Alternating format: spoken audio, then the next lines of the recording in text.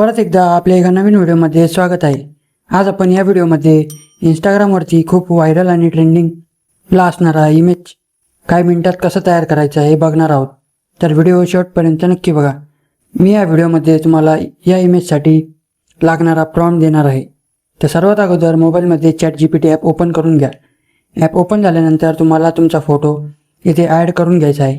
आता photo add झाल्यानंतर तुम्हाला मी दिलेला प्रॉम्प्ट इथे कॉपी पेस्ट करून घ्यायचा आहे। या प्रॉम्प्टमध्ये काही चेंजेस करायची गरज नाही। आता फोटो आणि प्रॉम्प्ट ॲड झाल्यानंतर सेंड बटनावर क्लिक करा।